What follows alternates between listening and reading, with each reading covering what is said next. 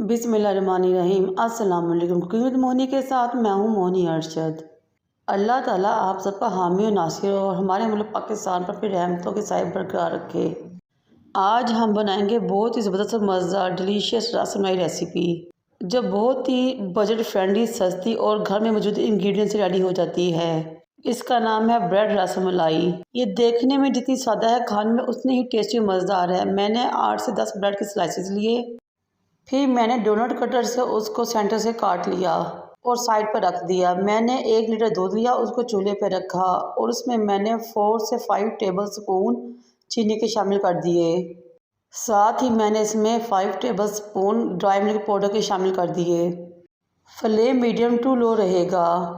Dry milk powder डालने के बाद हमने मुसलसल स्पैचुला को हिलाते रहना है, क्योंकि अगर हमने इसको ना हिलाया तो ड्राई मिल्क पाउडर नीचे बैठ जाएगा और नीचे लग जाएगा और हमारे दूध का टेस्ट ख़राब हो जाएगा। फिर हमने 2 टेबलस्पून भर के इसमें कंडेंस मिल्क शामिल करने हैं और साथ ही इलायची पाउडर डाल देना है। 1 चुटकी हमने इसमें येलो फूड कलर डाल देना है। आप ड्राई मिल्क पाउडर और कंडेंस मिल्क की जगह खोया भी शामिल कर सकते हैं, या फिर आप इसमें प्लेन सादा बर्फ़ी जो आराम से मिल जाती है वो शामिल कर सकते हैं। बर्फ़ी डालने से हमारे स्वीट डिश का जायका बहुत ही ज़बरदस्त हो जाता है। अब हम इसमें 2 ड्रॉप्स क्यूरा एसेंस के शामिल करेंगे और मीडियम टू लो फ्लेम पर इसको आधे घंटे के लिए पकाएंगे और इतना गाढ़ा कर लेंगे जितना हमको इसकी ज़रूरत है। ये इतना ज़बरदस्त और टेस्टी दूध तैयार होगा जैसे कि रबड़ी दूध रेडी होता है, बिल्कुल वैसे बन जाएगा। फिर आप इसमें कोई भी ड्राई फ्रूट शामिल कर सकते हैं। मैंने इसमें किशमिश और बादाम शामिल किए थे। फिर ब्रेड के वो स्लाइसेस जो कि मैंने राउंड शेप में काटे थे, सर्विंग डिश में लगा दिए जिस तरह कि आपको नज़र आ रहा है।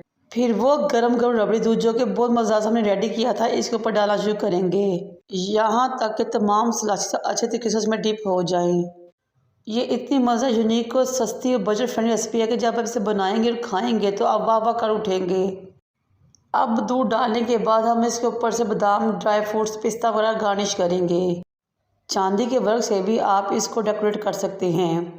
इसको 3 से 4 घंटे या ओवरनाइट के लिए फ्रिज में रखें।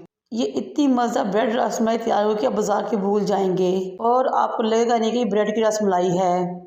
ये मेरी तरफ से आप सबके लिए ईद का स्पेशल तोहफ़ा है। मेरी इस रेसिपी को ट्राई कीजिएगा और मुझे आप अपने फीडबैक से आगाह कीजिएगा। आप सबसे रिक्वेस्ट है कि मेरे चैनल को लाइक करें, शेयर करें, सब्सक्राइब करें, बेल आइकन को टच करें ताकि मेरी तमाम वीडियोज़ आप तक पहुँच सकें। जब ये रेसिपी आप एक मरतबा बनाएंगे तो बार बार बनाने पे मजबूर हो जाएंगे। मुझे और मेरे वालिदैन को दुआ में याद रखें। अल्लाह हाफिज़।